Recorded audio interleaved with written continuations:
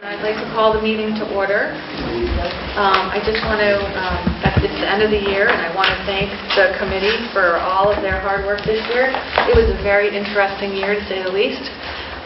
We hired a new superintendent, and it was a lot of work for this committee, a lot of time out of their personal lives, and I just want to say thank you. We have new school committee protocols over there, and they're up on that whiteboard. So the first public comment that comes right after this is limited to items on the agenda, 10 minutes, 3 minutes each person. That's how we're going to start. There's another public comment at the end, open up to just public comment. And when we go through the budget, we will be tracking questions, and we will come back to them at a later date to answer the questions. So, do we have any public comment from the public? Any public comment from the school committee? No? No. So we have warrants. Do we have any line item transfers? No. So we just have warrants on the table to approve, and we have minutes to approve. In the regular session, December 5th only, executive session. All of those? Will be next meeting. Okay, so we have only the December 5th ones. Yeah, I didn't see any other ones in the packet. So just the regular session? Yeah. I will take a motion. I'll make a motion to approve the December 5th regular session minutes. I'll second. All in favor? Aye. Okay, superintendent's report. So an update on the gift card drive. It was a huge success. We extended the drive just a few more days and put out another request and notification about the extension. And in total, $8,050 in gift cards was raised, and more than 70 families received a little assistance this year, thanks to the generosity of all the folks who donated, and a heartfelt thanks on behalf of the school department to all those who contributed. It means a lot. AP Honor Roll. Lunenburg Public Schools has been awarded placement on the 9th annual AP District Honor Roll for increasing access to advanced placement coursework while maintaining or increasing the percentage of students earning scores of 3 or higher on the AP Advanced. Professional development this Friday is an early release for students, and staff will be attending a presentation on mindfulness. The session will include a guided meditation and the science behind habit formation and tips on how to create pockets of mindfulness throughout the day, and mindfulness activities and resources to be used in the classroom will also be provided. So this is a huge benefit to our staff and our students. Dr. Curtis Bates has now conducted 2 one-hour sessions with the faculty at the primary school as we begin our work on defining our school culture in anticipation of hiring a new principal for next year. And we will continue this work with the new administration next year as well. In addition, 2 consultants have been working with the primary staff and administration on effective strategies to employ when working with students who require some behavioral support and intervention. We're also going to be exploring the possibility of a school-wide positive behavior intervention and supports model, as well as social-emotional curricula. The principal searches, we will be posting for the primary principal and the high school principal positions just before we head off for the December break. I have had faculty forums with the staff over at the primary relative to their input as to qualifications and qualities that they would like to see in the next principal of the primary.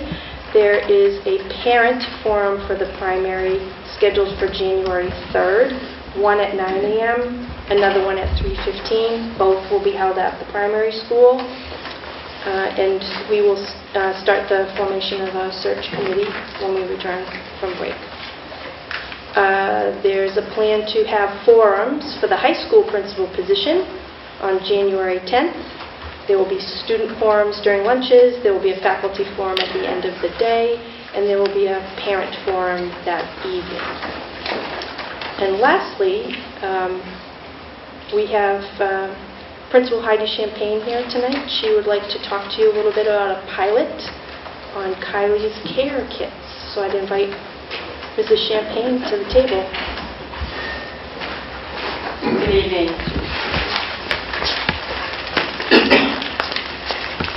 So thank you for letting me come before you this evening.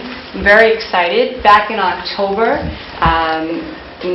our school nurse, Megan Maroney, and our guidance counselor, Gail Okerman, had asked if they could invite Lori Bateman, who is Kylie's grandmother, to come in and talk about this program, which is called Kylie's Care Kits for Kids. Yes. Okay. So it's a program in consideration of our neediest students, and Kylie was nice enough to come tonight, so I'm just going to let her give you the little introduction to what it is and what it means. Hi everyone, my name is Kylie McCumber and I'm the founder of Kylie's Care Kits for Kids. We started 7 years ago when I was in 4th grade at Southeast Elementary School in Leominster. I noticed many of my peers eating breakfast before school started and wondered why. And asked my grandmother, who's over there, why, and found out that many of them were there for either extended day programs or the others were there because they didn't have enough to eat at home. I was like, that's not true, that doesn't happen here. That about many other countries around the world, but not our own, and it happening in our own backyard. So our goal was to help 10 kids because I was 10. We figured one for each year, and our first week we had 8 kids, and now we have 425 between all the public schools in Leominster, as well as 4 out of 5 of the public schools in Hudson, Massachusetts. So this is what the care kits look like. And it's basically 2 breakfast, 2 lunch, and 2 dinner for Saturday and Sunday when the students aren't receiving their free or reduced lunch and breakfast meals throughout the week at school. So they're distributed probably in the nurse's office or in the guidance counselor's office. It's very discreet. They can just slide it right into their backpack. We've sent out letters to families who we've identified as in possible need, and if they are in agreement, then we'll start it in January. So we make a contribution, not a set amount, but we've agreed to a fundraiser. Our PE teacher wants to do a jogathon. It's sort of like the jump rope for heart, except we're going to extend it to this charity. That will be our contribution. And we'll also be involved in hopefully sorting and packing those kits and picking them up like on a Thursday evening for distribution on Saturdays. My understanding is they're also available for school vacations. Yes, we do them throughout the entire year. So during the school vacation, students receive more things in the bag as well. We used to do double, but it gets too hard trying to fit them, and especially the younger kids' backpacks are too heavy. And it goes throughout all the school vacations and during the summer. We meet with all of our families who are willing to participate with us through the summer as well. So we've identified that there's 20% of the Turkey Hill population that qualify for free and reduced lunch, which is about 60 kids. So we think that's a significant enough number to pilot this program and see how it goes.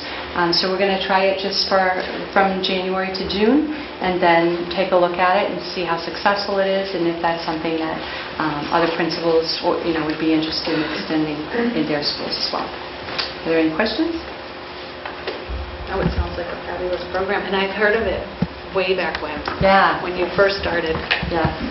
And I'm trying to figure out how old you are now, because I knew you were little. 17. Yeah, so she's a senior in high You're a school. senior. Junior. Oh, I'm Oh. sorry. Right. You're a senior. So, I just What a appreciate- wonderful program. Yeah, absolutely. We were Thank you. absolutely taken in when we met with her grandmother Lori, and so we were excited to try it and to get the superintendent's permission. So that's what we'll be starting up in January. All right. Thank you. Thank you. And lastly, I just want to wish everybody happy holidays. Can I have one question on the report for the principal searches and the feedback that we provide, that had been provided the first go-round? Will you also be reviewing that information in terms of... For the primary schools. Well, there was, for both actually, there was criteria that the public came up with Right. for both of those positions as well as superintendent. Yeah. But in case those people are not available to participate in this forum, so we at least have some feedback already this year. And that was Thank it, you. right? Yep. So, student report, then. Hi. I have a pretty brief report today. The competitive class plays are starting. Auditions have been taking place this past week. The sophomores will be performing A Funny Thing Happened on My Way to 5th Period. The juniors will be performing Employees Must Wash Hands Before Murder. And the seniors are performing That's Not How I Remembered It. So that date for the competitive class plays I will report on in a few weeks. A quick rundown on how winter sports are going. The boys basketball team is 1-4. The girls basketball 3-0. Boys and girls track have both won 2 meets and lost 0. The swim team, boys are 4-0 and girls have won 2 meets and lost 2 meets. And then the ski team is not racing until after break. In student council, we have official approval of the toasters, like I said last meeting. So those hopefully will be in after break. This week we did our holiday spirit week. We gave out hot chocolate yesterday at lunches. That was a success. And then the LHS semi-formal is Saturday, January 5th in the cafeteria from 7 to 9. And then lastly, the students are all very excited for their vacation. That is it. Thank you. Oh, and I'm actually also going to start reporting the news from the primary school and the middle school and elementary school, so that will broaden my report a bit. Good. So, on to the superintendent's recommended fiscal year 20 budget. Linda, do you want to take out of sequence here? Yeah, we can take out of to the student rep Yes, criteria? because she would like to Yes. be here for that. And not have to take Yes. out the budget. No one has a problem with that, right? Done, no objection. Okay. So, did you all look at the criteria? Yes. Okay, the only question I had in the criteria is, if we're selecting someone from student council, shouldn't they have another area at which they may have leadership abilities outside of the student government? And I think that was an option. Right, so Is is it, one possible thing, but, so you're asking if it should be mandatory? or if maybe we pick someone who has another one as well as student government? Because I'm sure that some of them do, captains of teams. Well, my only concern with that is availability of students and interest, because you can have great leaders, but it just may not be their calling. So, I mean, it's something that we could possibly put in as a recommendation, but It's right. not as a mandate necessarily. I mean, It might limit your pool of people who are eligible for it if you have to have leadership in this and another area. It has to depend on the candidate. So you're thinking both or multiple levels of leadership Yeah. as opposed to just one? Just student government. And do they have to be formally Because a we're leader selecting, our of- pool is of all student government, correct? They already have Well, that. and So I'm just wondering I'd if like to maybe see we... student involvement, Right. whether they're involved Right, in the more government or student, not. other student involvement though, maybe not in a leadership capacity, but in some other way, that they're not just on student government. But is But student government is also kind of a small pool, right? I mean, Yeah, that's what it's, so so why, I'm just looking now for I'm new to someone... this, yeah, however, I'm going to ask, more diverse. why do they have to be on student government? to have I don't know, leadership? that's what I'm That's saying. And my that's, question as you well. know, if they show leadership in another area, That's- that gives you a bigger pool. Exactly. I think student government, the people who sit on student government get a lot of opportunities already. Yes. And I think that we need to broaden this opportunity to people who may not have actually won and ran for student government, but don't sit on student government because they ran against other people. Some of the representatives are not elected or won any position, they're just volunteering because it's open to anyone. Any student can be a part of the student government, be on student council, even if they lost the election. Do you find, within student council in the last 4 years that you've been on, have you found a lot of students who are there who are not Elected. that just come I didn't to participate? No, I mean, Not a whole lot, but I yeah, think it's no, pretty rare. really a very special, it takes someone special to lose an election and to come and sit through every Right. meeting voluntarily, because even as you were saying, they're a part of the council technically by, like, I'm not sure if they'd be able to write that on a resume or something. Right. It's more of like a voluntary Right. participation. So I think I was thrown by your original comment, because it sounded like you wanted somebody who was part of student government and Well, I would like leader. that to That's see what I- the Not, difference. not If just that's the, a leader, like, I would like to see a either leader. in Right. school or in the government Yeah. or A outside of leader, there. just a student leader. Okay, so to me, it Yeah. sounded like you were talking about. Well, no, I just they don't need to understand. have both criteria. Right, well, no, well, Okay. so I'm just trying to say that we already have a We very wanna expand the limited. pool, Yeah, I want to not have a narrow. different pool, yes, Okay, yes, and I would Yeah. agree with that. yeah. Okay, so just for context for everyone, historically, the process is that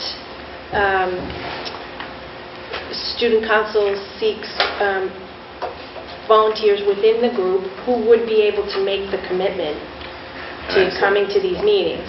And then from those who step forward and agree that they would be willing to make this commitment and be the student voice, then the rest of the council determines who would be the primary and who might be a backup. So historically here, for some time, the rep has been selected through this body. Right. So, of that body, how many people are on that body? What's our initial pool? We think 5 representatives across 4 grades, 20, around 20. 20? That's what, Not a large part. 1% of the school population? Are we looking for a junior or senior? Yeah, that's even So smaller. that is smaller, yeah. So you're Right. talking about 10. Out of about 200. That's students. preferred, though. I think we put preferred. It was not recommendation. Oh, junior, senior? Don't think it Preferred, said I think we... Yeah, it's literally Yeah. prefer Yeah. junior or senior. Yeah. They wanted them to have at least 1 year on the student council, so they Yeah. understood the role of government and in the I can schools. see, having some experience. But I think leadership experience, or certainly somebody involved in All school. the school. Yeah, just It's just a that- school leader. Yeah. They don't necessarily have to sit on student council to be a school leader, correct? Correct. It's just that in this, it just says demonstrate capacity for leadership. Yeah. So that they might have led in. I have nobody in particular that I'm thinking of at all. I just think it's a great opportunity for any of our students, and everyone should be given the opportunity to apply if they so choose, knowing As long as they can meet the commitment. Yes, knowing the commitment. Yeah. So could it be done by an application process? The I would student have to council say, would- prior to Eliza, and maybe Ronald, they weren't consistently showing up. Sure. Okay? Prior to our wonderful student rep right now. The reports were not that great. So, she's just stellar, okay? She's raised the bar. Yeah, she's raised the bar a lot. So, Well, we didn't have these criteria before. No, we didn't. Either, so. and Right. we weren't even part of the We need process to that we were just define. told who was gonna come. Right. So if we would be looking, because Mrs. Guerin, who is the student council advisor, helps in that selection process, if we were going to broaden it to say it could be any student leader, how would we make that connection? Who would be overseeing that, would be my question. Would it still be... who would vet the applications kind of thing? Well, Yes, because I'm assuming with student council, you weren't filling out an application. It was Mrs. Gearan sort of putting it out and seeing who was interested, talking to people. Yeah. So now if we sort of broaden it. then someone else would need to provide some guidance and oversight. I see Mr. McGrath is raising his hand right now. I could shoot it out to whatever class you want me to. I mean, I could certainly do that. I think he would have I knowledge just- about all the students. Yeah, I think the question here is Yeah. the mechanism. Right. Which body would ultimately vet the applications Right. and make the selection? Could you use the student council as a screening committee? We could. I don't know. I think a lot of that comes down to popularity, Yeah, unfortunately. it's just a in high school. popularity contest, which is why I'd like to broaden I it. think that's Right. good. Yeah. You know what I Understood. mean? I have to hear the same complaint. So, So we can take this back Maybe think of a and come up with a process. different mechanism, but how do you feel about the other job description oh, I and thought they were fine. qualifications? Except for the fact that it's not always consistently the first and third Wednesday of the month. True. It depends on our schedule. We sometimes are off cycle when we have holidays and Correct. vacations. And- So they have to be flexible in their schedule with that. If you have an athlete, though, even Yes. on regularly I know. scheduled meetings, there Sometimes may be they a miss. conflict. Yeah. Yeah. And that's why we asked, For that if the- there was more than 2 consecutive meetings Mhm. where the representative could not be present, that an Okay. alternate take their And place. there's not even an alternate for me at Right. this point. Right. Which is why a broader group Yeah. more people might want to be involved in. And maybe part of the application process, you could pick an alternate Yeah. as well. Or at the very least, as we were saying, if you're going to miss the meeting, to whatever you had written up, Just send it.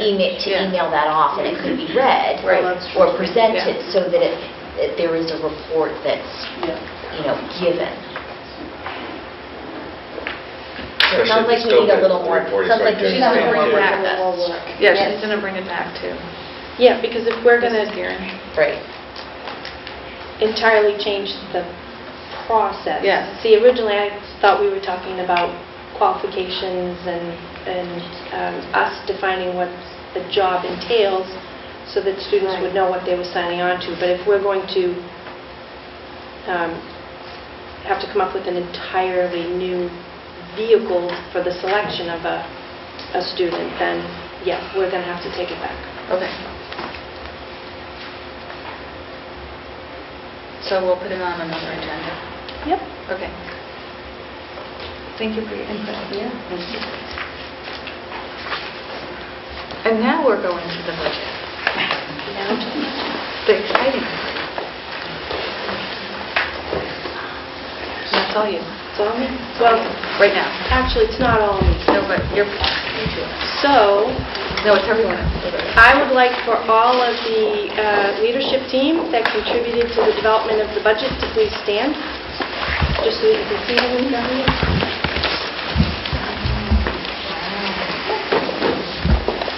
We have all of our principals and department leaders.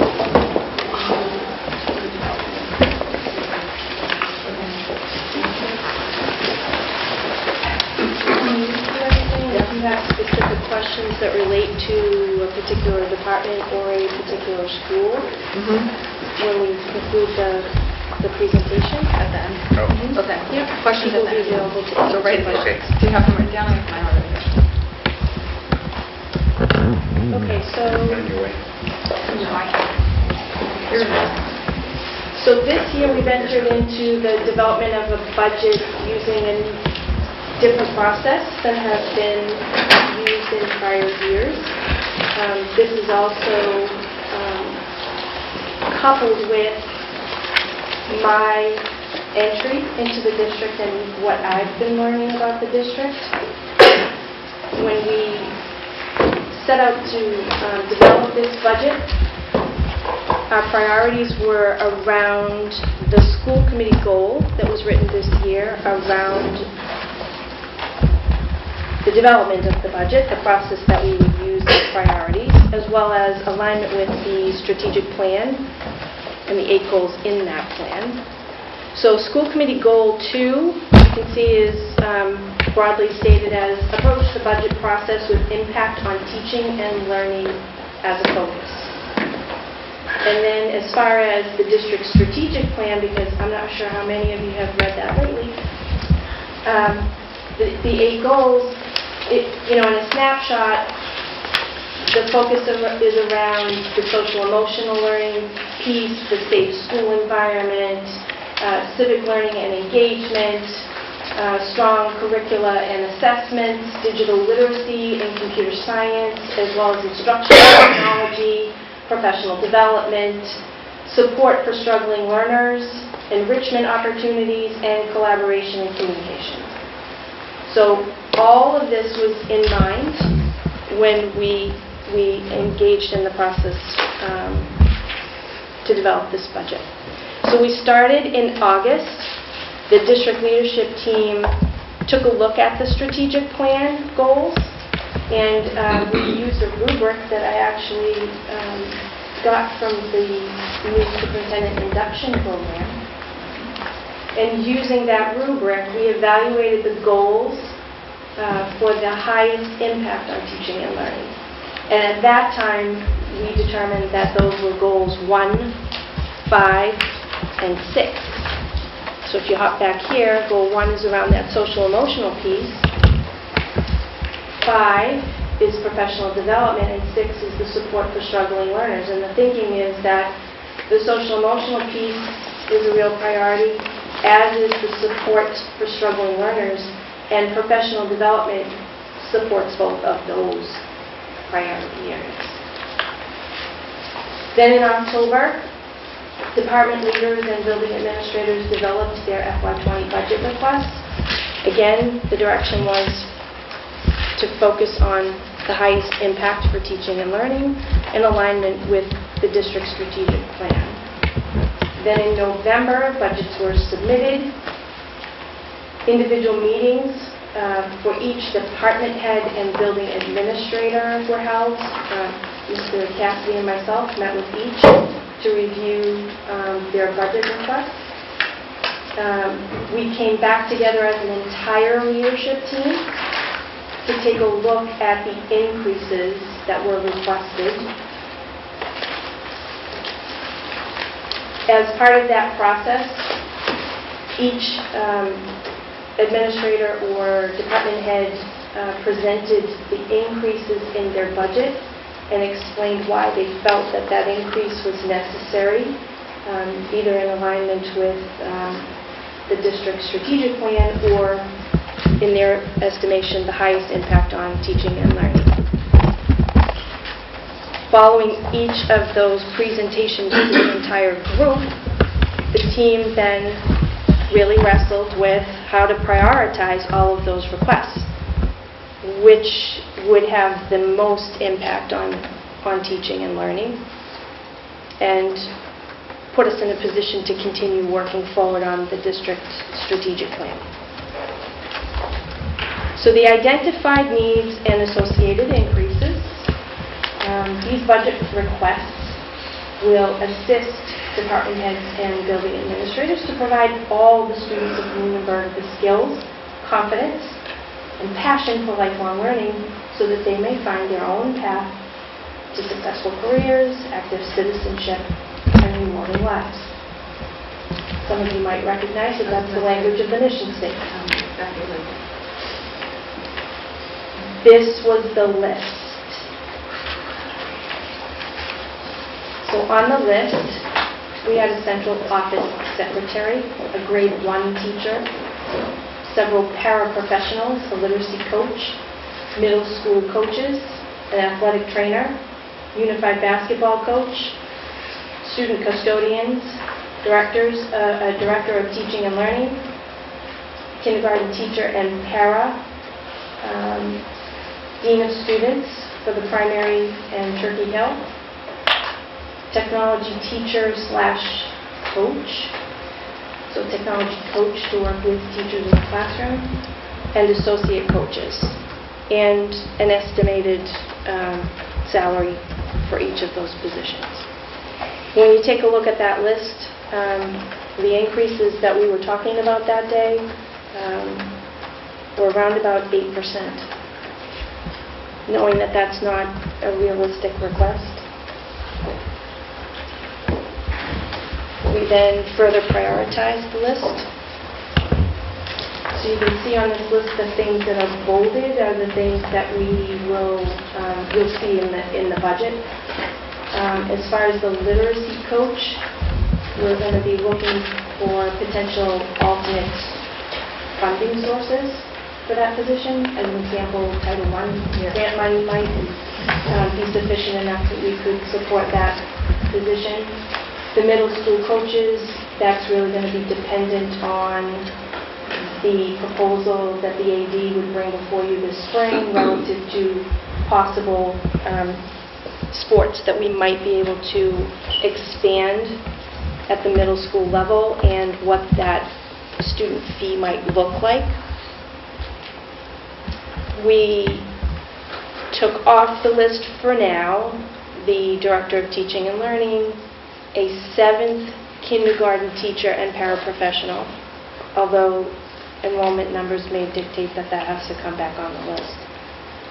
The Dean of Students for the primary in Turkey Hill, the technology teacher/coach, and associate coaches. So when we take a look at what's left here, that's a 2.9% increase. So when you take a look at the increases, right, that we have included in the budget, I just wanted to, go back and make that connection to the goals. So the grade 1 teacher, paraprofessional, central office secretary, literacy coach, and student custodians all support the school committee's goal for highest impact on teaching and learning, as well as those goals 3, 5, 6, 7, and 8. 7 is the expansion of enrichment opportunities, and 8 is around communication. The athletic trainer, the middle school coaches, the unified basketball coach, those all really support particularly Goal 7. So I'll invite Mr. Cassidy to come up to the table at this point. I can explain a little bit more in detail, but this is the overall picture, broken down. You can see the budget that was approved for this year and the breakdown as far as the personnel expenses and the non-personnel expenses, what that total was for this year, and what the proposed FY20 budget looks like, and what each of those lines is in terms of an increase.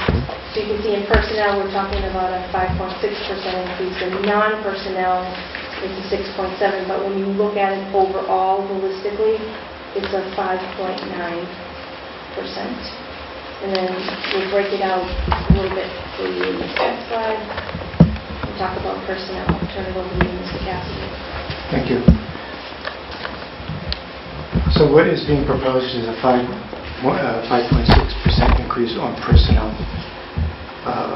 That includes level service, and I'll describe what that is, and then the new positions that the superintendent is talking about.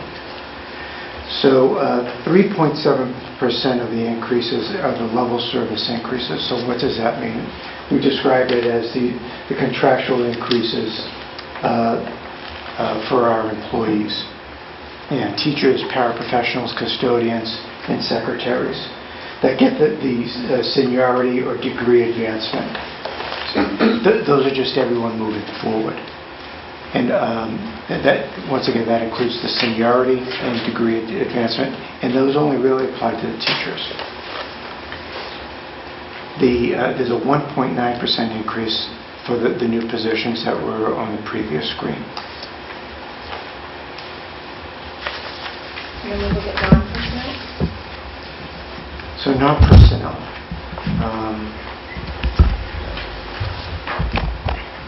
I'm going to say it probably several times, health insurance is really an unknown right now. We estimated that at an 8% increase, even at a level service. It would be unfair for this district to present, or this administration to prepare a budget for you without any increase to health insurance, because we know there is going to be an increase. Last year it was an 8.5% increase.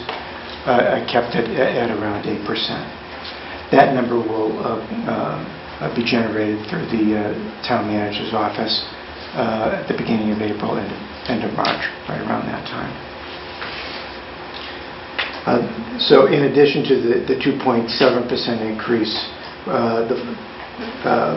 there's a 4% increase for the new employees that we're adding. So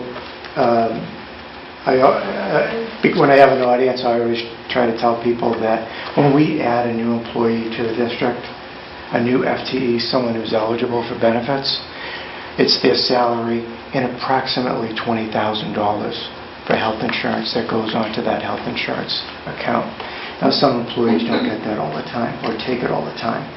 But we did an average in a survey and some analysis, and we did buffer the budget to with those new employees and a health insurance cost associated with them. We are anticipating that our special education transportation services will increase next year, as well as we're anticipating an additional out-of-district placement. And the superintendent will talk about some of our goals relative to expanding our athletic programs. So it's December, and there's a lot of unknowns when we built this budget. And this budget is a moment in time. And so it's really uncertain what we're going to get for Chapter 70 funds. I can tell you that it's gone up over the last 5 years for Lunenburg. So, and the economy is good.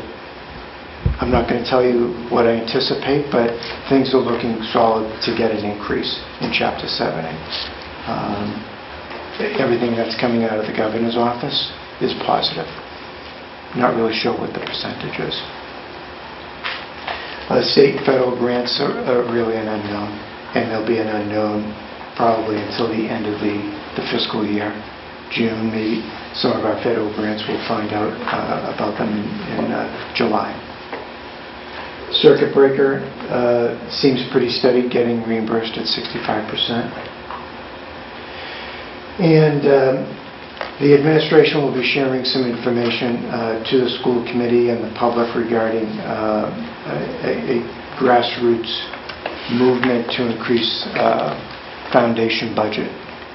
And there's a possibility that that may increase. And if it's not this year, it could be even next year. So there's that possibility. I mentioned for unknown expenses, our health insurance projection, it's unclear, but we did budget it at 8%. General transportation costs. An invitation for bid will be presented to the school committee in January. Will be advertised immediately after it's presented to you. Probably a deadline in bid opening at the end of February, with an award sometime in March. So we'll know what that cost is at that time to come in and make adjustments. And finally, secretarial and non-union contracts. There are several non-union employee contracts that are pending, and we're about to engage with the secretarial bargaining group over the next couple of weeks. So don't know what that impact is going to be. So here's just an overall picture. Our FY19 budget.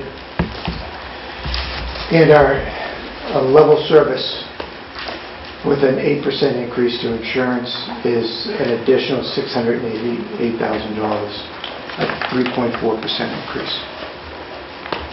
That's if we don't change a single thing. We No. do exactly what we have this year. No new employees, no new athletic programs, no adjustments for out-of-district placements. That's the number that we're looking for. The proposed increases are an additional 2.5% on there, for a grand total of $21,382.65, I'm sorry. So a total of 5.9%. I'm sure many of you recall that the previous superintendent submitted a 5.5% increase to last year's budget. It was ultimately approved through the whole process at 3%. It's really unclear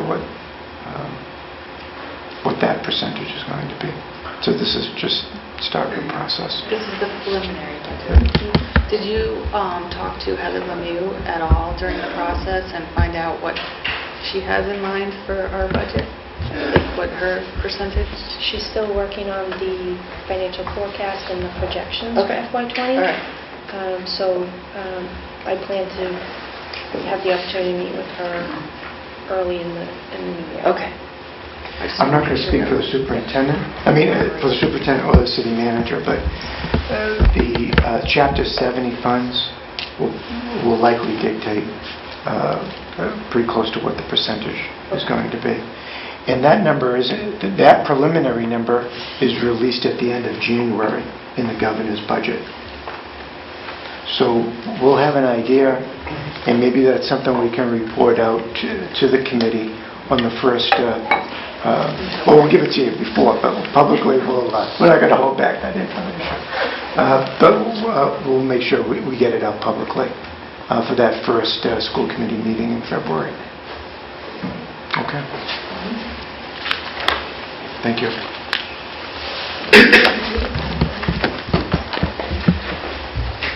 So looking forward,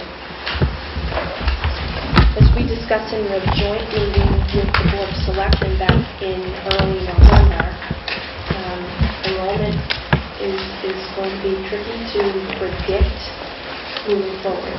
So we know that over the last 4 years, we have seen a steady increase, but every projection model that the district has had access to prior, none of them were accurate when compared to the actual numbers, right? We do know that this past year, the kindergarten enrollment jumped 33%. We do know that according to town birth records, we've also seen some increases in births. In order to try to get a better sense as soon as possible, we're going to move kindergarten registration this year from mid-March into early February. That doesn't change the kindergarten screenings, just the registration, just so that we can get a sense of numbers. Now that said, we know that there will continue to be folks who come in later February, March, April, May, and even through the summer and register, but at least that would give us a little bit of insight as to the minimum number that we're looking at. And as we talked about in that joint meeting with the Board of Selectmen, the numbers of that kindergarten registration may dictate that we need additional classroom space for the kindergarten classes, and we may have to consider relocation of the preschool programs that are currently at the primary school to another location. So looking forward in the realm of teaching and learning, and this comes back to that notion of supporting all learners as part of the district's strategic plan, and we know, based on the MCAS data that I presented back in October, that we aren't supporting all the learners the best way that we like to think. There's lots of room for improvement there. We see a shifting demographic in town, and we're also seeing a shift in the sort of needs that students are presenting with. And we need to be able to staff appropriately to meet the needs of those students. As you recall, I came to you and asked for permission to post an additional teacher at the primary school for that very reason. We know that we need to clearly articulate a tiered system of supports. So what is the level of support that all students are getting in a classroom setting? For those students who need additional support, what does that Tier 2 look like for them? And for those kiddos who are still struggling even with that Tier 2 level of support, what does the Tier 3 support look like? And how do we determine? So you need to have assessments that you can conduct to monitor progress, to evaluate what interventions need to be done. We don't have what I would consider a solid system in place. We do have some assessments that we can look to, and we can expand some of the access that we have to some progress monitoring systems. It really comes down to teachers better understanding what that data is telling them around interventions and what do those interventions look like. We also know that we need to get some consistent processes in place, procedures in place. With a district-wide lens, we want our processes and procedures relative to IEP development or 504 plan development to be consistent across the district.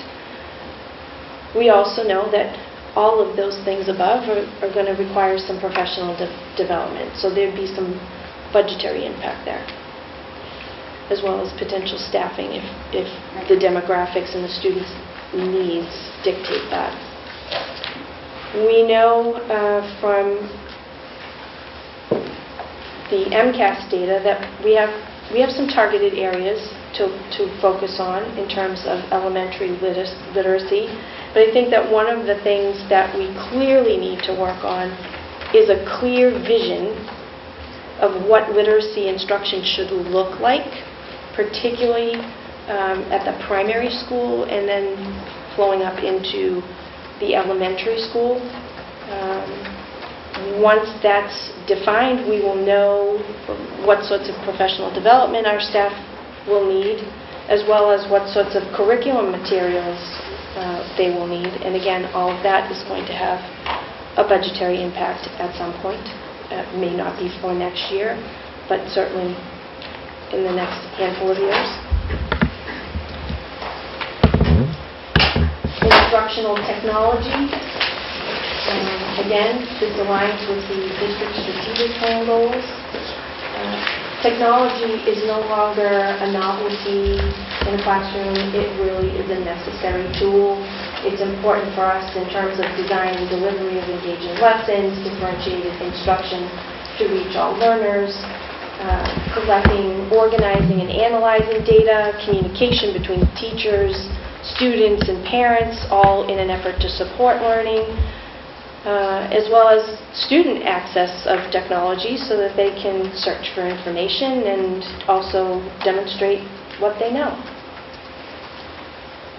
If we're going to shift to some really effective use of technology in the classroom, teachers are going to need some job-embedded professional development and classroom support. We ask teachers to take a risk and try something new. But there's a lot of fear amongst teachers when they're trying a new technology. If it's glitchy at all and they don't have the expertise to troubleshoot that the whole lesson could potentially go down in flames, and we don't like to see that happen. So what we had proposed was hiring an instructional technology teacher who may be able to teach a class at the high school level, but be available the rest of the day to make appointments and get into classrooms with teachers across the district. And you saw that we took that off the list for now. But I just want everyone to know that it is a need at some point if we want to increase the ways that teachers are working with technology and the way students are working with technology. They're going to need some support. And additionally, with an increase in the number of devices in use in our schools, there could also be a need for increased technical support. So we may need to be looking at additional staffing in the IT department as we move down the road to increasing instructional technology use. And then, on the horizon, we have this possibility of expansion of athletic programs and activities. Again, that comes right back to the district strategic plan. But if we're going to expand offerings, we're going to need to pay coaches, advisors. There will be additional transportation costs and other fees. As an example, our band has now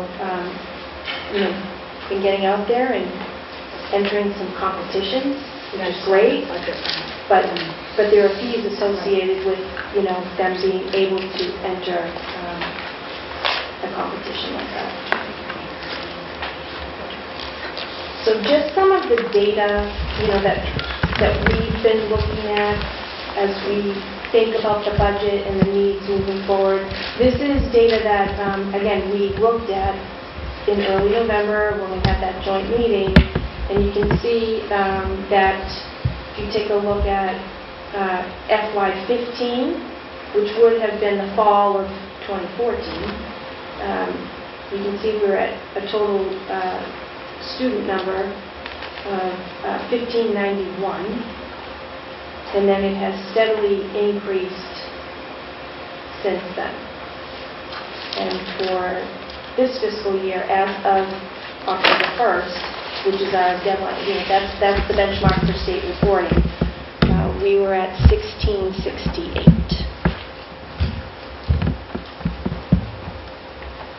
So we're still not as high as we were back in the fall of 2009, and there was a little bit of a trend downward in terms of the enrollment numbers, but we're on the climb again.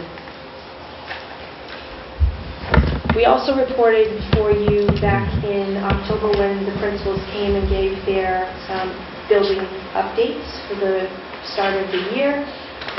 They presented in more detail information relative to class sizes. These are just sort of the range of class sizes that were reported for those grade spans. It's particularly important to me that we take a look at that kindergarten class size of 25. It is not ideal at all. I can't in good conscience move forward with a recommendation for next year that we keep class sizes at the kindergarten at 25. If need be, we can look to make shifts with class sizes elsewhere, but the kindergarten really cannot remain at 25. So I also reported to you in October on our MCAS results and the overall picture in terms of accountability for the district and for each of the schools. And you'll see that the primary school is not there because the primary school grades are not tested.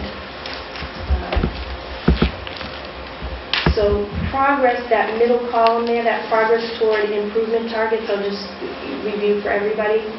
Those targets are set, and you have to hit that threshold of 75 to be considered that you have met the target for that given year. We came really close to meeting that target over at Turkey Hill Elementary with a 71, but you can see that the middle school was only at 39 and the high school at 54. Conversely, if you take a look at that last column, the accountability percentile, that's how we stack up at those schools with similar grade levels across the state. And in a percentile ranking, we want to be higher, higher on the ranking. So the middle school is approaching that top third. The high school is in that top third comparatively, but the Turkey Hill is not in that same zone.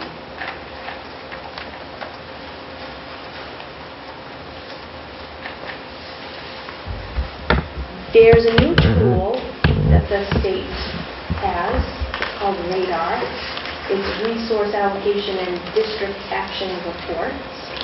And when you go in, this tool automatically generates a report for you with 10 districts, and they select those districts in terms of those districts that are most comparable to you, either in similar student demographics or the second section of that sheet there, districts with a similar wealth, and how that is defined as that median income and property value. So in terms of similar student demographics, we're compared to Ashburnham, Westminster, East Longmeadow, Foxborough, Ipswich, Nauset, I think, Seekonk, Swampscott, Tingsboro, Uxbridge, and West Bridgewater. And when you take a look at similar wealth, it's Air Shirley, Blackstone, Millville, Carver, Greenfield, Leicester, Millbury, Oxford, Silver Lake, Tantasqua, and Uxbridge. So Uxbridge is a comparative for us on both of these criteria. You can take a look. They provide you information relative to per pupil expenditure, and you can take a look at those figures comparatively, but that's a lot to take in and be back and forth and comparing. So we took a look at just a couple. Uxbridge is on this list, and this was a list that we generated. Uxbridge is on the list because it was on the list generated by Radar for both criteria.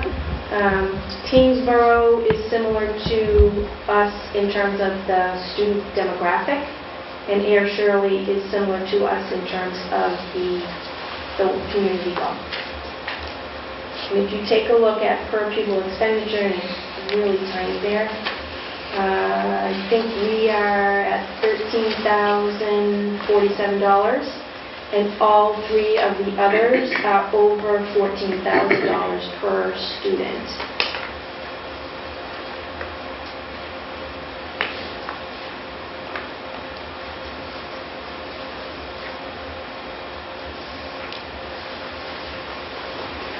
So the proposed budget for FY20 from the school department, the next steps. We're planning to do school presentations for the staff so that they can also understand the process that we engaged in and why we set the priorities the way that we did. We are also open to doing a community presentation for folks to come in and, again, for us to go through this presentation with them and respond to any questions. Take questions and get information and bring it back. We also are anticipating a meeting with the town manager in January. Typically, the school department would meet with the finance committee in March and then come back to school committee for approval of the budget in April prior to the town meeting in May. And then, as needed, come back in June and make any line item adjustments that might be needed.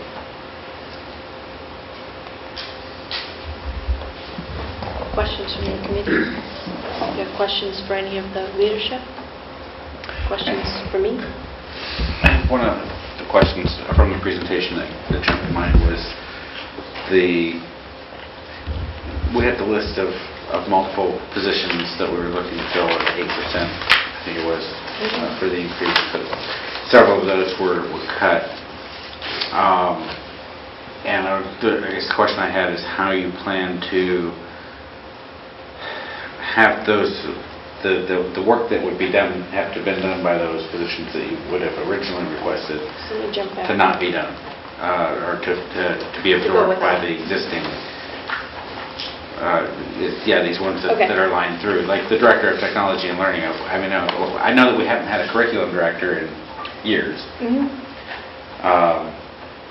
And it's certainly something that I think everybody believes that we could use. How is that work going to be done moving forward, as well as you talked about the technology as well. So we'll see how things change over the next several months with new knowledge of funding sources coming in, expenses being clarified. We'll have a new contract with transportation and so on. We may learn of some staff retirements and the like, right? So this is pretty fluid. It was important to me that we present the whole list because this is an identified need, right? So the short answer, thinking specifically relative to the Director of Teaching and Learning. As you know, I filled that role before. I can tell you that I can lead some work. I cannot fill my responsibilities as the superintendent of schools and a full-time curriculum director as well. Right. But I can work toward initiating some of that work if, and this is a critical if for me, if I have an additional secretary at central office. Right now, I can tell you that amongst my leadership team, the only one outside of the schools at central office, the only one with any level of secretarial support is the special ed department. Mr. Londa has no clerical support. Mr. Malandrinos has no clerical support. Mr. Cassidy, who's handling finance and HR, has no clerical support. And I can tell you that my administrative assistant is fulfilling several roles in the district, not just as my administrative assistant. So, if there were additional clerical support available, right, secretarial support at central office, all of my department leaders could be freed up a little bit to be big picture thinking, figuring out how we can strategize around supporting, moving some of these initiatives forward without hiring full-time staff for the moment. Nothing is going to move forward with any real momentum minus these full-time positions. We can continue to push things forward a bit with some of the positions that we get. But I can't guarantee that we'll get some good traction and good momentum forward without that kind of help.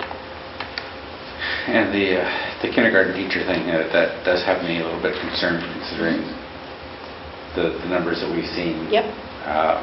And it seems a big strike through that looks very difficult to take on somewhere else. Yep. So for the time being, right, we're going to imagine that we can manage again with the 6 kindergarten classrooms. We know for sure, and in my mind, this grade 1 teacher, it's not even a wish list request increase. This is a necessary position. The paraprofessionals, we've been carrying some people as temporaries, but based on what we know of student needs now, we have to carry them forward as employees. Now, students go through the IEP annual review every year. Adjustments can be made to supports.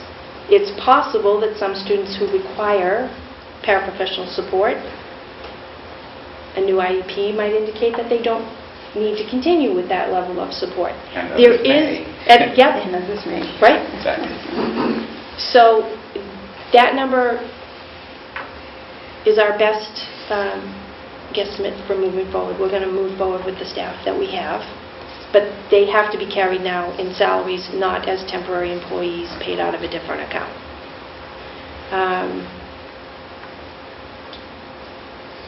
The athletic trainer, now I know in the narrative that I gave you, there was a significant justification relative to this position, and it really comes down to safety and the health and wellness of our students who are athletes. The unified basketball, to initiate that program, you're talking about being able to take students with disabilities, create a team with their typical peers, and provide this opportunity to be part of the school community in ways outside of the classroom. So we kind of think that that's a pretty important thing to move forward with.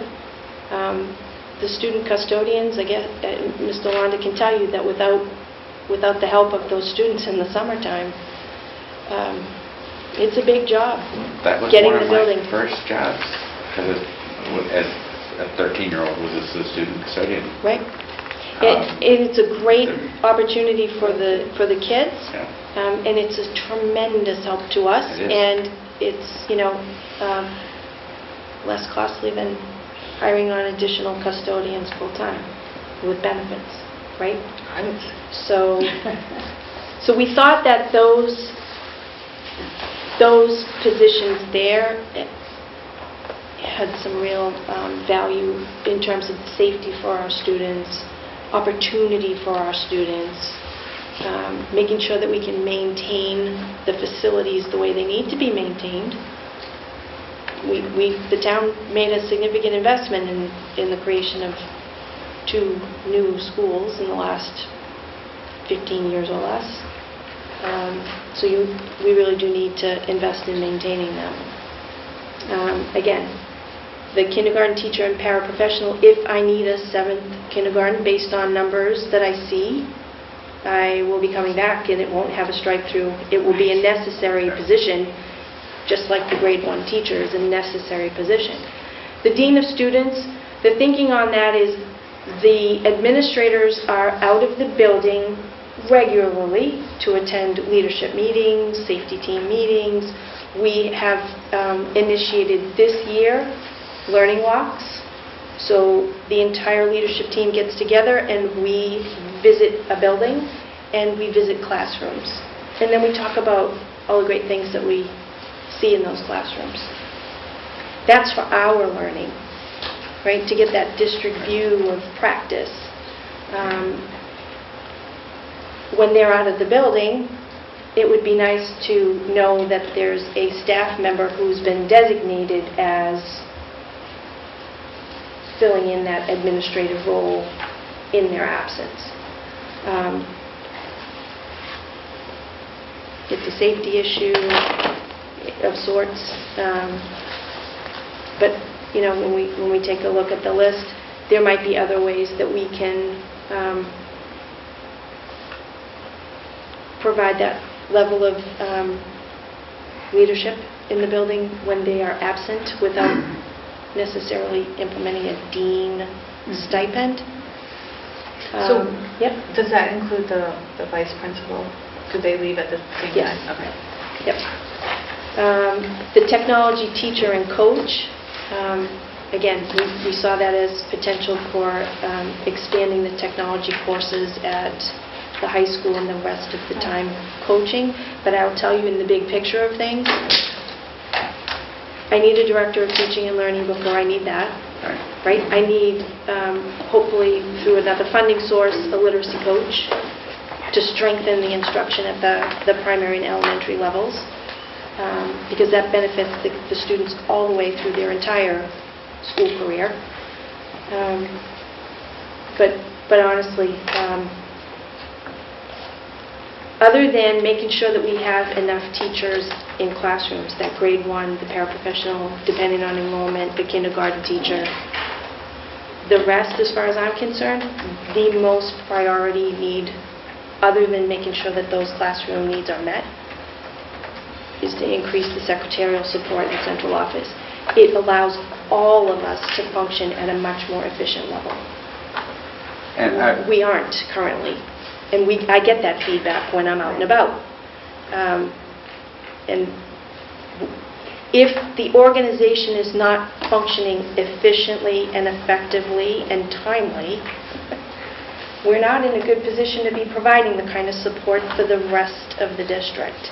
And if people are overloaded,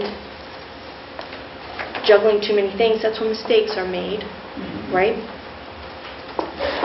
Internal controls, checks and balances, making sure that we have people that can double check something before, let's say, it heads off to town hall, as an example. Those systems have been diminished over years with cuts and changes in staffing at central office. And it needs to be restored. So I did want to just say one more time, I know I said this in the past, but I do appreciate this new approach that we're taking and where we're putting our focus on the students and their needs. I thought it was actually rather, I was really surprised by the 3.7% number, that if we didn't do anything, we'd need at least 3.7 just to cover the personnel increases.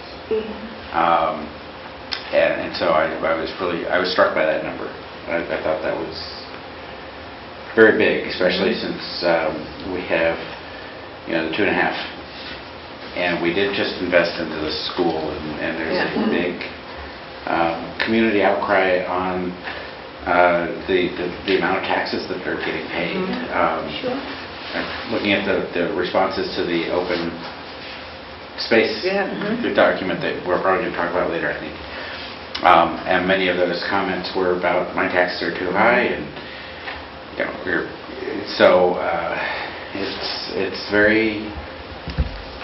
it's a tough nut to crack. Yep.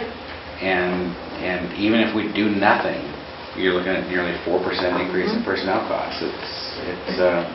And the issue is, with some of the need, right, for a first grade teacher, enrollment driven. Oh, right. If we don't get enough to add that position on top of the increases just for status quo, we're going to have a whole different conversation with leadership, because we will have to go back and look for ways that we can cut what we currently have To fill that. to get those. Yeah. And you'd be having that same conversation with parents. Mm-hmm. Yeah. There she is. Here I am. Yeah. There's a lot of need, right, that I'm seeing across the district in a variety of ways, whether it's, staffing at the central office, support staff with specialized fields like BCBAs to support the kiddos who are presenting with behavioral support needs, right? If I had a magic wand, right, but I didn't get that when you hired me, and That wasn't in the welcome package. I didn't I get wish there that, was a- few $1 million in the welcome wish package there when I was. came on board. But obviously, I'm also very sensitive to the fact that there are folks in this community who have stepped up and supported improvements townwide in terms of facility, right? And they're still paying that bill, and I get that. But at the same time, what I can tell you is, outside of here, instructional practices have progressed, but over time, not being able to have leadership around curriculum, who can define that vision for literacy instruction, the programming, the PD that's needed, the curriculum materials that are needed, and so on. Without that leadership, there's a void and nothing moves forward. So over years, just the practices have started to fall behind. And you can see that panning out a bit in the MCAS results. And in the right? radar. And in the radar. If we spent an extra $1,000 per student on education and their needs, where would our numbers be? Would be Right. it's an interesting discussion point. If the state funded the way we need to be funded across the state, we would be in a very different place. So, I appreciate that over the years, people have done their very best. And I have to tell you, you have some phenomenally dedicated, compassionate, and passionate folks working here in the school department. And without them, I don't think that we would be where we are. We would be further behind them than where we are right now. we're very, very lucky. Very lucky. Because you don't see that level of commitment everywhere. And this community is just amazing. You say that there's a need somewhere, and this community rallies behind that need. It's amazing. You don't see that everywhere. The tough part is that, you know, if most of those taxes are going to pay off the loans for all the improvements that we've done, the monies that are available for the operational part of the budget stay really small, and you can't make that kind of progress. And we, as a leadership team, we recognize that this isn't going to happen overnight. But I felt that we had to identify the needs that we see as priority needs. And there are other needs that are bubbling, but there's no formalized plan in place at the moment. Down the road, you know that I have the behavioral health advisory now. They're taking a look at needs in terms of professional development, curriculum, staffing with specialized skills to support kiddos. What we learn from that could shift what you see on a list next year, but I don't see too many of those things, if they aren't funded this year, not coming back to you again next year. So, akin to capital planning, you know, we have an outlook on how we are going to pay for things. Relative to these kind of positions, would we be looking at some kind of a plan for when we think we might be able to The capital fill those planning has a positions? 5-year forecast going on. Right. But I mean, for director of teaching and learning, for example, you know, we might not be able to do it this year. Exactly. But Pushing it. how, right, Exactly. and at least in it's my second or third budget go around, I think it's my second. You know, but it does get pushed. How far do we keep kicking it down the road before we finally bite the bullet and say, we got to have this position? Yep. And is there, or will there be a plan, knowing that this is your first budget with the school population here, can we come up with a plan on when we think those kinds of things might be able to get filled? And I would say to you, I think that it really will be dependent upon what we can get filled this year. Okay. I mean, in my mind, if I have to go, you know, this year, next year, the year after that, in my mind, I know what my You know your sequence will be. goals. Yep. But it really will depend on how much can we actually figure out here this year. And again, very fluid at this point, right? Okay. Because there's so many unknowns still. If there's a new grant that comes up, because we have positions identified, if there's a grant that could fund any of those things, because they're already identified as priority, that's where that money would go. And do you scan for those grants? Does Well, Mr. if we Cassidy had or- that general office Secretary. secretary, that would free up Right, time that for would other free up people other to people to search for search grants. for grants. Actually, Yeah. I'd need another person for Oh. that. There's so, I'm not yeah. exaggerating when I say there is so much work that we would already be looking to move to this new position, that everyone would still be Okay. working really hard. I have folks doing the work of literally 2.5 to 3 people. I have people who are working regularly 10.5 hour days, and still not having a clean desk at the end of the day. We have a staff member who regularly works hours above the hours that she's paid. We have several of them. That's why I say to you, if not for the extraordinary people and their commitment to this district, we would be in trouble. But it's not fair to continue to expect people who have that kind of commitment to just keep doing it. Because you run the risk of either the burnout and they just walk away, or they become ill, which puts us in an awful position, because if they're doing more than the work of the one person and now they're out, right? I mean, you don't want to keep the system running this way.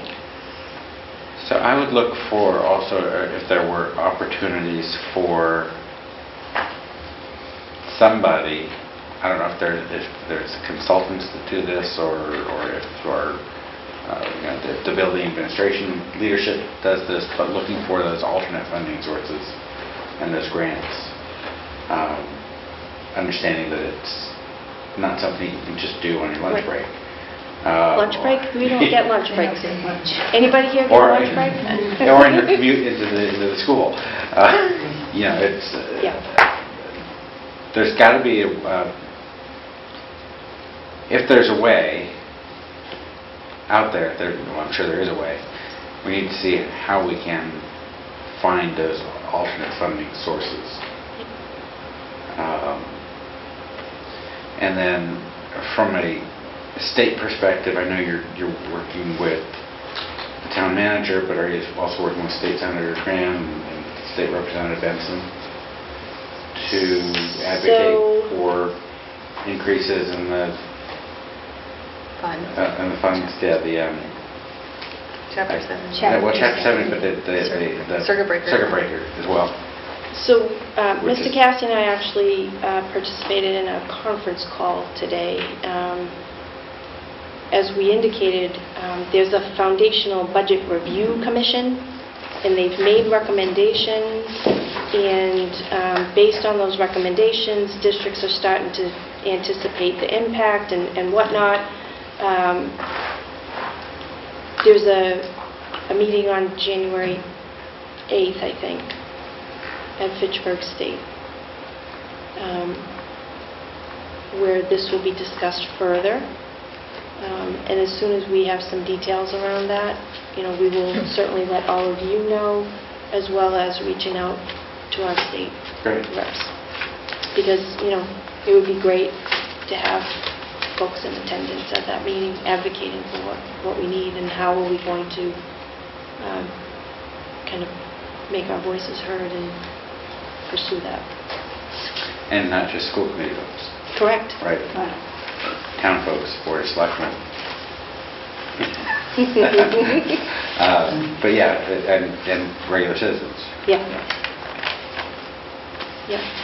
So like I said, there's a lot of unknowns. But right now, this was the list that was generated by all of the leadership team. And this is, again, this is not my prioritized list. The whole leadership team wrestled with how to prioritize this around, the impact. And I will say, I did bump the central office secretary up. But largely, You have to prioritize this too. This is the prioritization that the team came up with. I don't know if any of them want to speak to that experience at all, but... I think I've monopolized that. And my questions, I know you had prepared several questions. Oh, no, mine are targeted, so I'm going to wait on them. I'd just like to say that I think all the work that went into preparing this is very much appreciated, because it's very straightforward and people see exactly what you have in mind and exactly the direction you'd like to go in. And that everyone was able to collaborate and work together to come up with this list just makes it so much more meaningful. So thank you for everybody for doing all that work. And how it ties back to our goals. And strategic appointment. And plan. And as I said, there's work underway. The Behavioral Health Advisory may identify needs that none of us have on our radar quite yet. So this may change over time. Well, this is the first go-round. Yeah. And then when you meet with Heather Lemieux as town manager... I'll have a better you- sense. Yes, of the bottom line that she may have in her mind. Right. And then we would come back to you having that knowledge and making recommendations for what would stay in the budget and what would have to go. Yeah. Or if to keep some areas of critical need where we would have to cut to recoup half.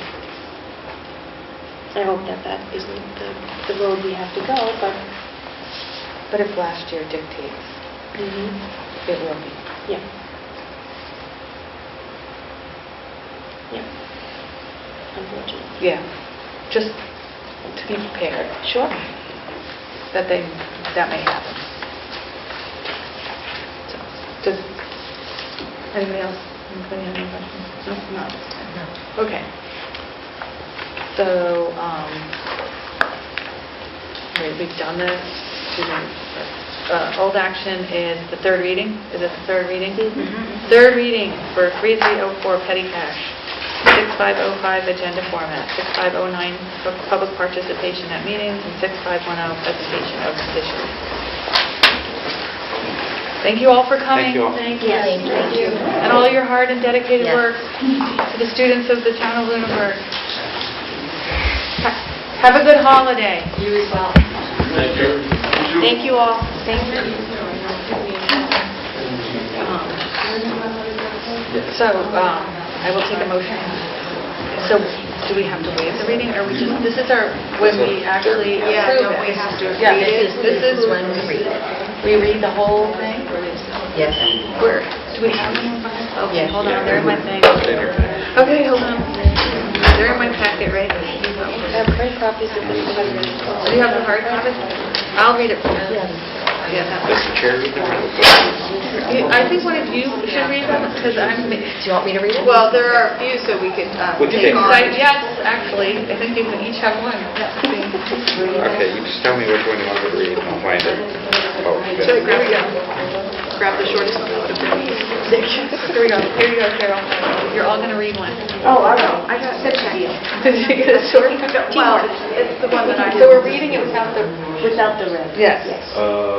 without the crosshouse. Yes, Yes. reading it how The it final will be version. on the website. Okay. We're reading policies that we're going to vote on to approve, third reading.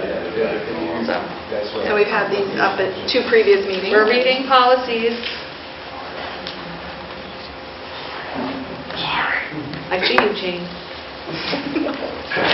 Okay, who is reading 3304 petty cash? I am. So this is a change to policy 3304, petty cash accounts. New policy will read, building principals will administer petty cash funds established as follows. 1, petty cash may be used to purchase items costing less than $100. 2, no purchase will be reimbursed through a petty cash account unless accompanied by a receipt and noted on the petty cash report. 3, the petty cash report and accompanying receipts should be turned in periodically to the business office for reimbursement. The report shall be filled out completely. 4, the maximum petty cash allowable is $250 for extended day early learning center program, Lunenburg Primary School, Turkey Hill Elementary School, Lunenburg Middle School, $350 for Lunenburg High School, $400 for central office. 5, when the petty cash account is reimbursed, the appropriate account will be charged. 6, money received must not be put directly into petty cash.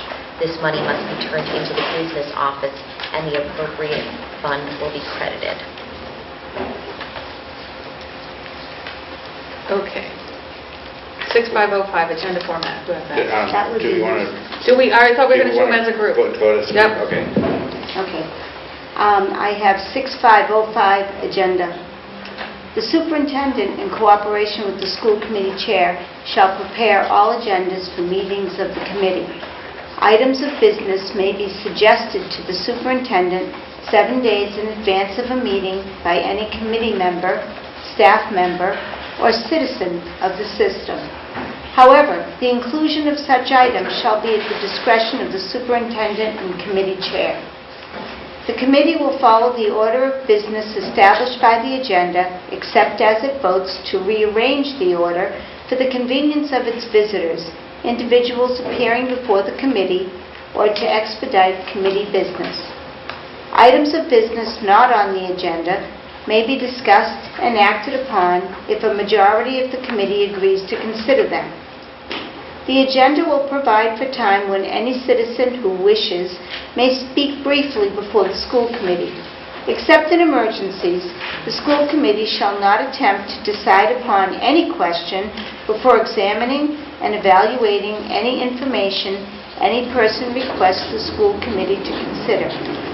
The superintendent shall be given an opportunity to examine and to evaluate all such information and to recommend action before the school committee attempts to make a decision. Agendas will be posted and made available to the press 48 hours prior to the meeting.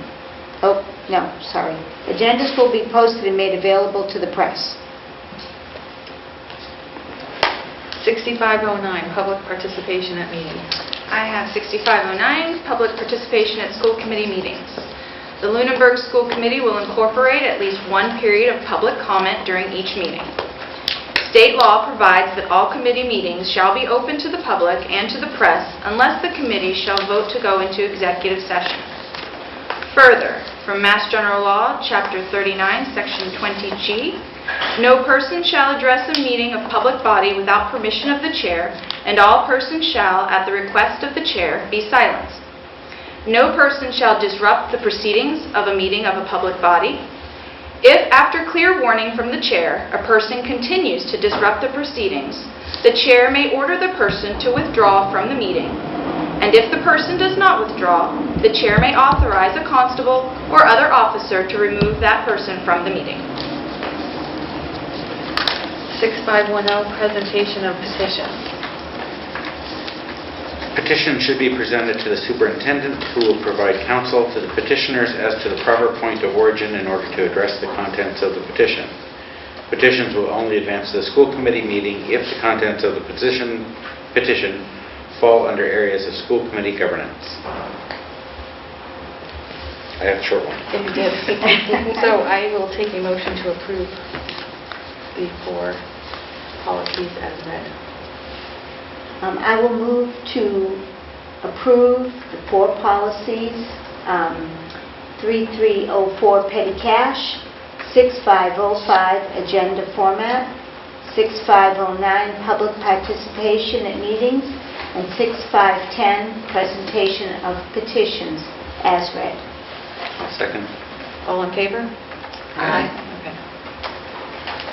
So we are on to the second public comment. Do I have any public comment for the public? Okay. Come up. Oh, we have a bunch. It's 10 minutes total, 3 minutes per person. Should be no more State your name and address, Should sir. be no more than 5. Probably less. Dave Passios, 56 Whiting Street. 4 members of this board heard these same comments from me last year in regards to the initial proposed budget and the ongoing budgets over a period of time.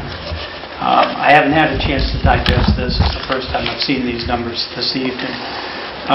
But I did crunch a couple of very quick numbers, and the proposed number brings you back on a track of increasing the budget over 6 years of 30%.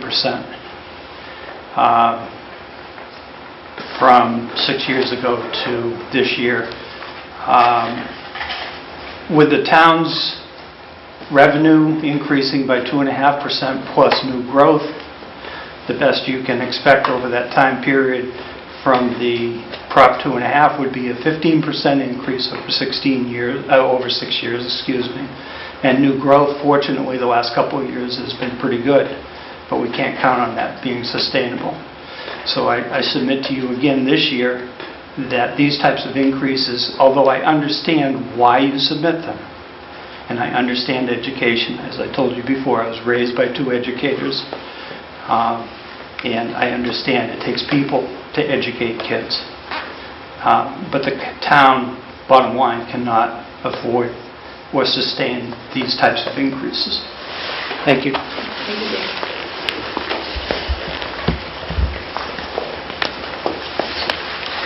Hi, my name is Megan Arnold. I live at Hemlock Drive. I am here to make a comment about the budget. I know you have your priority list here. I think for me, I consider there to be another area of critical need, and that is the hiring of potentially 2 first grade teachers. As of right now, my son is in a kindergarten class with 2 teachers and 25 kids. This class is probably one of the more difficult classes in the kindergarten situation right now. And so if this set up, what you would be, the plan would be to send 25 kids to a first grade teacher with no extra help in the classroom. And so we're now going from a situation where kindergarten's fun, and there's a lot of moving and playing and stations and all this great stuff. And then they go to first grade, and it changes, and the academics change. And so you're now sending kids, 25 kids is too many, as Dr. Burnham said, that in good conscience you can't keep 25 kids in a kindergarten classroom again. I also don't think in good conscience we can put 25 first graders in an unsupported classroom with only 1 teacher, right? Knowing what's going on in this building right now with some of the behaviors, we're starting a new program, all these other things, because there needs to be more supports put into place. And 25 kids who are learning to read. 1 person teaching 25 kids to learn to read, and that's if it stays the way it is right now, right? Nobody moves in. And I think teachers know all you need is 1 kid who moves into this town who can completely disrupt an entire classroom. Right? You get the perfect class, 1 kid moves in. It completely changes the whole dynamic of the classroom. And I think, for me, 25 6 or 7-year-olds with 1 person is just too many. It's not a good educational model. I think it's a bad precedent to set. I think our kids deserve better. I think they deserve... Your job is to educate them, not to shove them in a classroom with 25 other kids. That's what I want to say. Thank you.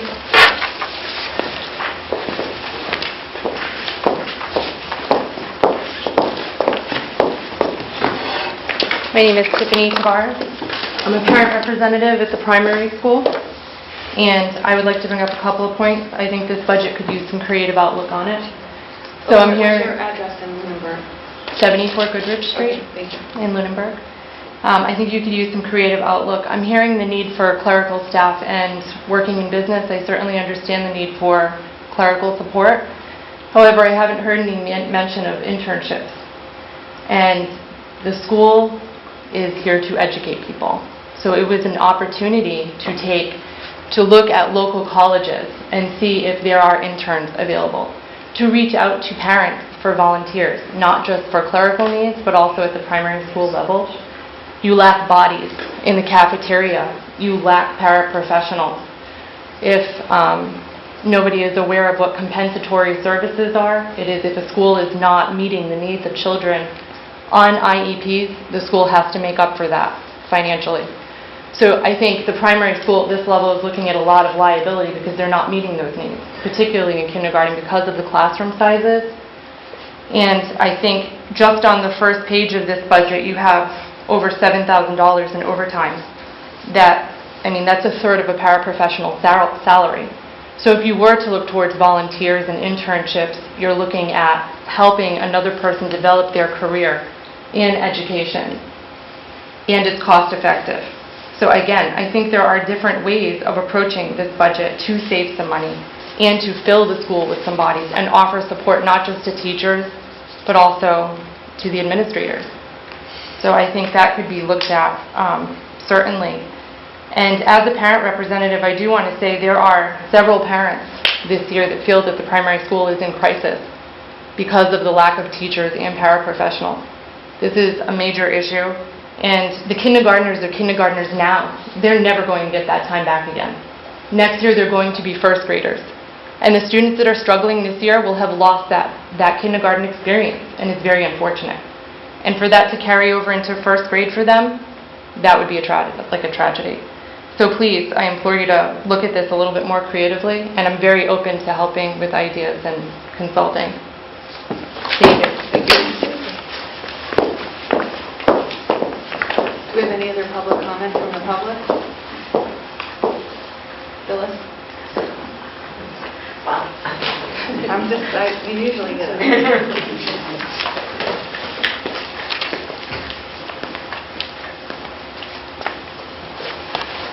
Phyllis Luck, 50 Sunset Lane. I appreciate the way you guys put the budget together. I appreciate Mr. Levesque pointing out that, you know, we raise taxes 2.5% a year, and so that's every 5 years, that's another 10% added to everyone's taxes. I actually think 2.5% is unsustainable. I think we have to look at trying to get it down to 2. Then it would take 6 years to get to 10%, and we'd give people a little break. When the school committee met with the Board of Selectmen, they said, 8 to 10 years, we're going to be looking at either a major renovation or another school.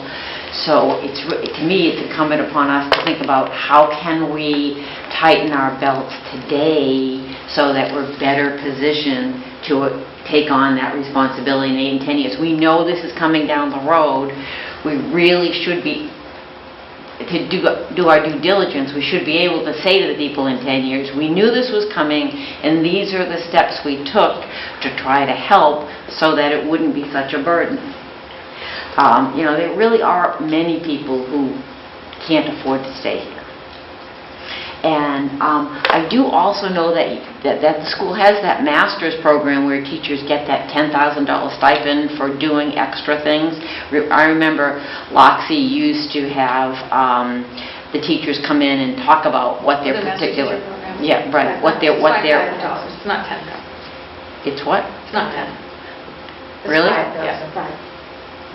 And how much money goes into that? Isn't it like $100,000, $120,000 or something? We're gonna send you an email. Okay, great. Okay? Because we'd have to check on that. And you know, like maybe some of those stipends can be used to fill in some of these gaps. You know, look at that more creatively. You know, how can you do some curriculum work with it? I don't know. You know, like maybe we just need to try to start thinking outside the box a little more.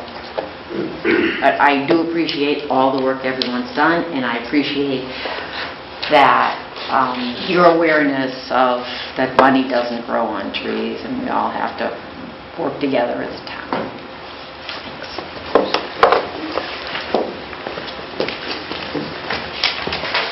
I'm Laura Kelly from Shaker Court. I'm also one of the parent advisors on the primary school council. I had many parents outreach to me this year about the kindergarten class and the big concern of they're not getting the education and support, or the teachers are not getting it. My question really is, I don't know if you can answer this, is there a vision of where these paraprofessionals are going to be used? Is it the primary school, or is it the school-wide we're hiring 6 people? Like, is this going towards the first grade teacher support, the paras, or is this... Majority of these positions, including others that are currently, but not increased in the budget, are located. Okay, just as we're going forward with this kindergarten class who needs a lot of support, I'm just trying to figure out how much support they're going to get in first grade, because I know there's a lot of concern as to what's going on. So they'll primarily be used down there. Is that what you're... Okay. All right, just checking. Thank you.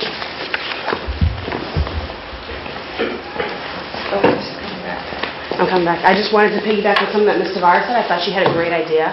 I think using interns as grant writers, right? Like having someone come in as an intern who their job would be to research grants and funding and apply for them. Like, there's people who actually really want to do that for a living, and to take advantage of somebody who might want to do that and to do it for the school and kind of learn the system that way through us is a great way to get extra money and train someone professionally. Like, when I heard her say that, I was like, oh my gosh, she's a grant writer. That could be a position in a school district, a grant writer, like a full-time grant writer. So if you could take advantage of that excellent idea and use someone in that position, contact Vicksburg State, contact somebody. There's enough schools around here that there's got to be someone who wants to do that that is a brilliant idea. It could benefit this school district exponentially. Thank you. Thank you. Thanks, Cindy. We did a decent job staying within our 10 minutes. Yeah, so it wasn't bad. First round was pretty good. It didn't seem like they went fast. No, they didn't. Nobody went over 3. Yeah. So now we go on to our reports. Charter review. Jim, do you want to tell them about our last meeting? Charter review. Yeah, so we went back and forth and round and round, and first of all, with Bob Ebersole resigning and moving to the Cape, Steve Archambault was elected as our new chair of the Charter Review. Terry is the vice chair. Terry is the vice chair, and Mark is the clerk, or the secretary, or clerk, yeah. So we have come up with a preliminary schedule. We went through some of the language, cleared up some of the language, and we believe we're in pretty decent shape in terms of the charter. The public comment or public forum, not necessarily a public hearing, but a public forum will take place on January 9th at the town hall. That's already been confirmed at 7 p.m. And then the next public forum, I believe that they're looking at January 23rd. No, that's our meeting, but the next public forum would be in March.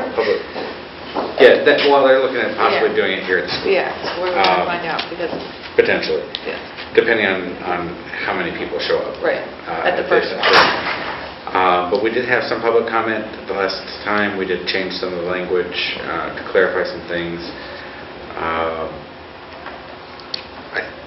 It looks pretty close to where I think eventually we want it to be. So there will be 3 different sections.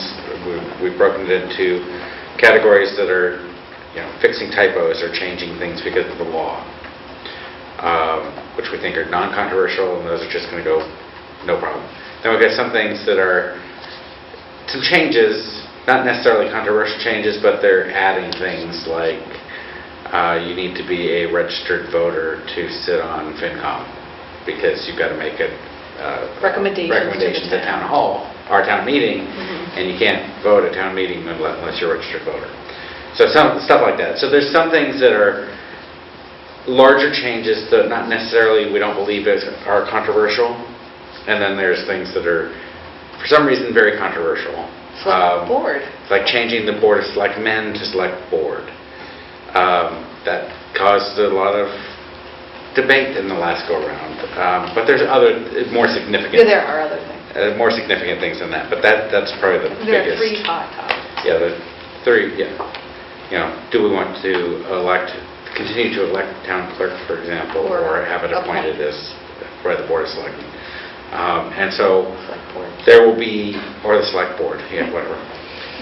But there will be, somebody's going to be write pros and cons for each side of those arguments so that we can present those to the town so the town can make an informed decision similar to what we have on our ballot initiatives. The ballot initiative, how you get those pros and cons. Yeah. So, and then there's some things that are not, whatever. Yep. But it's the work is continuing. It will be ready by May town meeting. Another piece was adding a second town meeting. Second town meeting, yes. As but opposed to special town meeting. Yeah, there's so different laws around the town meeting. We did learn today via email that they are working on finding a more prominent place on the town website for the changed and reviewed charter that shows all the red line version for that anybody interested can look at that and understand what the changes are. Excellent. Athletic advisory. You haven't had one. Next meeting will be January 15th. FinCom. They reported that on March 11th is the town caucus, reminded everyone. They voted to support the open space and recreation plan. and Terry's writing a letter. And budget presentations to FinCom will be throughout February and March, scheduled on Thursdays, but with a Monday snow day backup. I guess last year they ended up with trouble with snow. So they're going to have Mondays as a snow day. The tax rate is up 1.02%, but the entire town has been reassessed, so that doesn't mean your taxes went up 1.02%. And cleargov.com is now up and running with Lunenburg, so if you go to cleargov.com and put Lunenburg in the search, all kinds of data from the year 2017 will come up, and they are inputting current data on it. So it's just a really convenient place to look for information. What was that site again? Cleargov.com. And that was about it. And I forgot to write down when the next meeting is, but it will be the second Thursday in January, I'm sure. Okay. Blizzard bags. How did the forums go? The forums went fine. We had very engaged kids at the elementary school. They came and talked about what was important to them and asked questions and thanked us very much for coming and listening to them.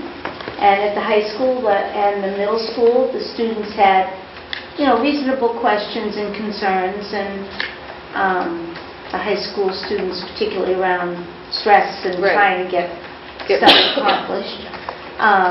At the high school in the afternoon, the teachers had very, very good questions and a very good conversation around a lot of things that you really can't wrap your head around yet until you walk through it. Right. That kind of thing. And we had a small turnout at the primary building, maybe 7 people,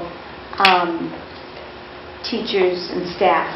And they once again had concerns about replicating a school day this way. And in the evening we had a parent forum, and there weren't many people there, but the people that were there had thought out very good questions. And so moving forward, all the questions people had and concerns will go to the committee. The committee will meet on the 7th of January and get started figuring out what our presentation is going to look like for this board, I think on the 6th of February, I believe is the date. Okay. So that's where we're headed. Wellness advisory, did you have any? We have not met. We meet again in January. Policy sub? Sure. We met this past Monday, the 17th. 5,000 series was our focus.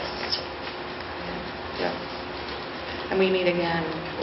We meet again on the 10th of January. Yes.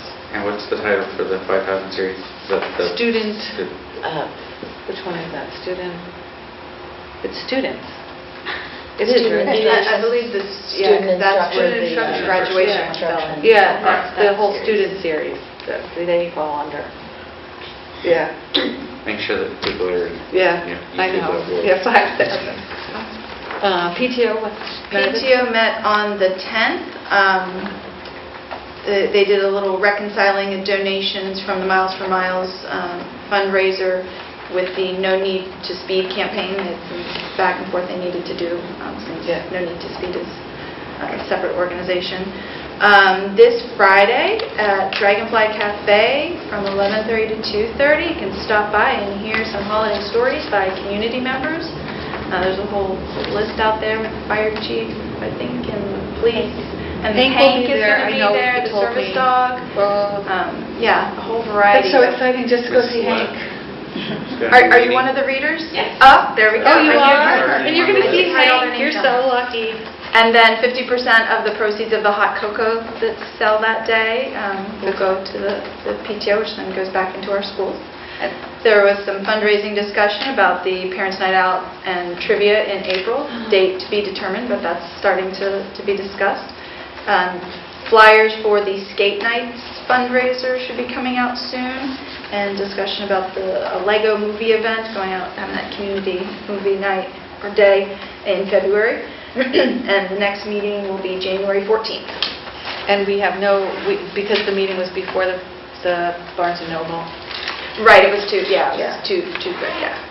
I went to that.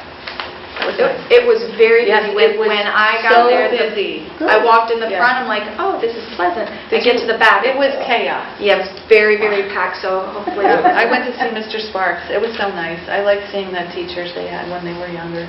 Yeah. It was, but it was jam-packed back there. What a success. It did cool off a little bit right before I left, which was perfect because I had to run back and grab a couple of things myself.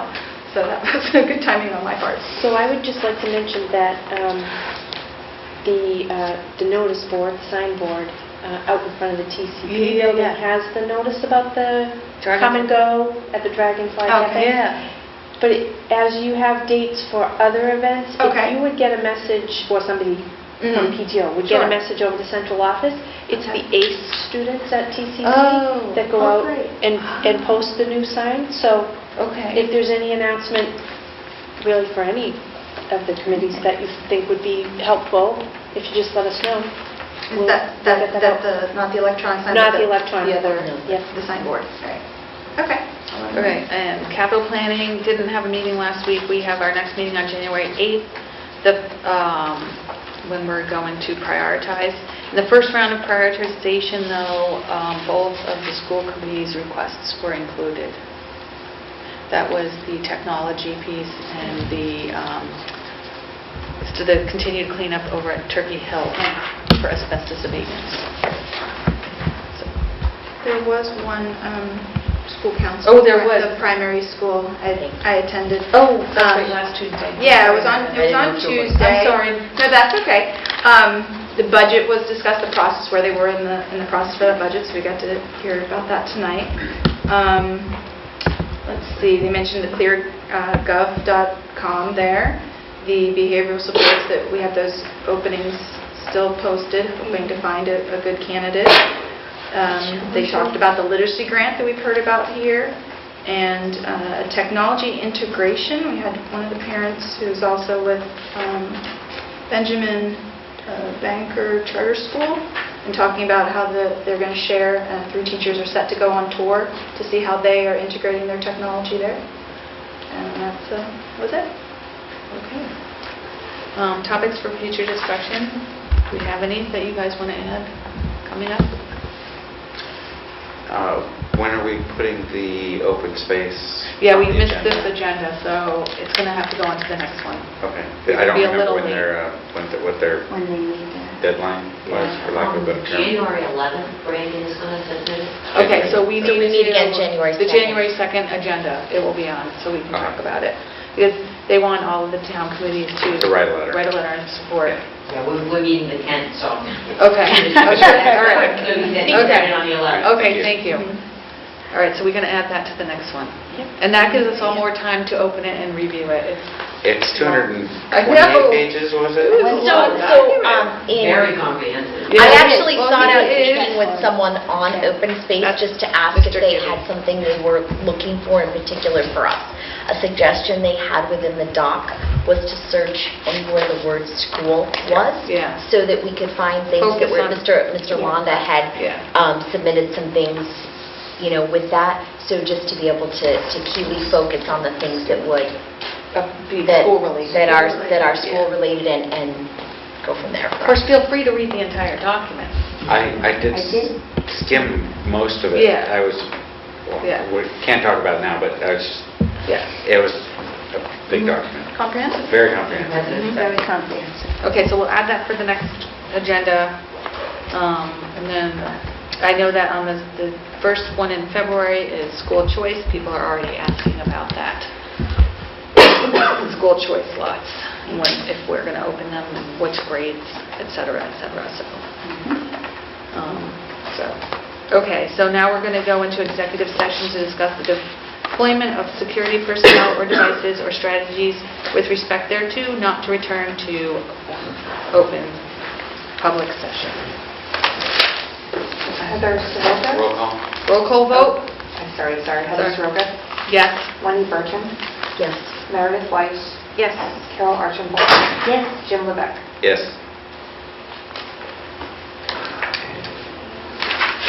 Thank you.